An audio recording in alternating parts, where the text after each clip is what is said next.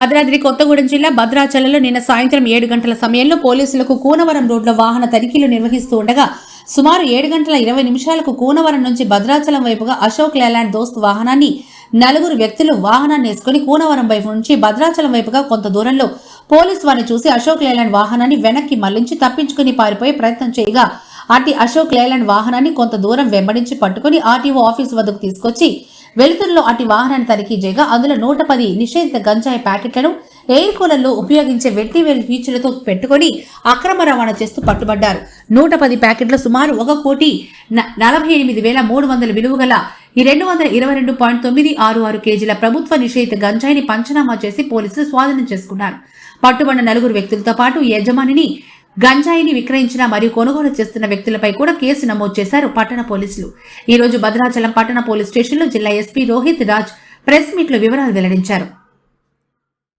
రోజు చేస్తున్నాము. ఈ దొరికిన ఈ 4 ముద్దాయిలలో కూడా 2 మోతుగూడెం విలేజ్కి చెందిన వాళ్ళు, వీళ్ళందరూ కూడా ఏపీ స్టేట్కి చెందిన వాళ్ళు. వీళ్ళు సప్లయర్స్. అదేవిధంగా మరో ఇద్దరు అక్యూజ్డ్, దీంట్లో 2 కూడా హైదరాబాద్కి చెందిన వాళ్ళు. వీళ్ళిద్దరు కూడా ట్రాన్స్పోర్టర్స్. వీళ్ళు బేసికల్గా ఏంటంటే మల్కాన్గిరి ఒరిస్సా నుంచి వయా మోతుగూడెం తీసుకెళ్ళి దీన్ని సోలాపూర్ మహారాష్ట్ర రాష్ట్రానికి తీసుకెళ్ళాలి వీళ్ళ ప్లాన్ ప్రకారం. దీంట్లో భాగంగా ఏదైతే మనకు కాయిర్ మ్యాట్రెస్లలో యూజ్ చేసే కాయిర్ ఉంటుందో దాని కింద ఈ 222.9 కేజెస్ ఆఫ్ గాంజా ప్యాకెట్స్లలో పెట్టి దీన్ని కన్సీల్ చేసి ట్రాన్స్పోర్ట్ చేస్తున్నారు. దీంట్లో ముఖ్యంగా కూడా సిసిఎస్ టీమ్, అదేవిధంగా లోకల్ పోలీస్ టీమ్ వాళ్ళ కొన్ని ఇన్ఫర్మేషన్ తోటి ప్రాపర్గా వెహికల్ చెకింగ్ చేసి వీళ్ళను పట్టుకోవడం జరిగింది. ఇదే కాకుండా కూడా జిల్లాలో కూడా భద్రాద్రి కొత్తగూడెం జిల్లా మనకు బార్డర్ డిస్టిక్ అవడం వల్ల ఏపీకి, ఛత్తీస్గఢ్కి, అదేవిధంగా ఒరిస్సాకి మనకు గాంజా ట్రాన్స్పోర్టేషన్ కూడా ఎక్కువ ఉంటుంది. దానికి కూడా జిల్లా పోలీస్ యంత్రాంగం అన్ని రకాలుగా ప్రయత్నం చేస్తూ ఈ సంవత్సరంలో 2025లో nearly 6,000 cases of ganja seize చేయడం జరిగింది. దీని వాల్యూ వచ్చేసి సుమారు 30 కోట్ల విలువ చేసే గంజాయిని సీజ్ చేయడం జరిగింది. అంతేకాకుండా అరెస్ట్ చేసిన అక్యూజ్డ్లలో ఎవరైతే ఈ క్రైమ్ ప్రొసీడింగ్స్ తోటి ఎవరన్నా ఆస్తులు కొనుక్కుంటే వాళ్ళవి కూడా ఆస్తులు కూడా 3 కేసెస్లలో జప్తు చేయడం జరిగింది. అది కాకుండా 2 పైన ఇప్పటికి ఎవరైతే రెగ్యులర్గా కూడా రిపీటెడ్గా కూడా అఫెన్సెస్ చేస్తున్నారో వాళ్ళందరిపైన కూడా పీడీ యాక్ట్ పెట్టడం జరిగింది.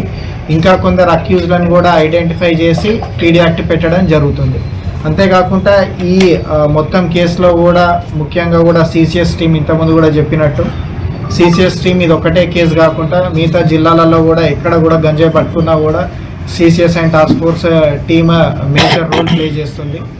అంతేకాకుండా ఇప్పటివరకు ఏదైతే మనం ఫిగర్స్ పట్టుకున్నామో ఇది రాష్ట్రంలోనే భద్రాద్రి కొత్తగూడెం జిల్లా యొక్క పర్ఫార్మెన్స్ను చూపించేంత వర్క్ వాళ్ళు చేస్తున్నారు. అండ్ యాజ్ ఏ జిల్లా పోలీస్ ఎస్పీగా అందరికీ పబ్లిక్ అదేవిధంగా పెట్రోలింగ్ కూడా చేస్తున్నాం. So I request each and every one, not only public, students and education institutions, teachers, అదేవిధంగా ప్రింట్ అండ్ ఎలక్ట్రానిక్ మీడియా మీరందరూ కూడా ఏదైతే ఈ గంజాయి రహిత జిల్లాగా మార్చాలంటే మీ అందరి కృషి కూడా ఎంతో అవసరం. కోఆర్డినేషన్ ఎఫర్ట్లో కూడా గంజాయి లేకుండా కూడా ఈ జిల్లాని తీర్చిదిద్దాలని కోరుకుంటున్నాను. Thank you.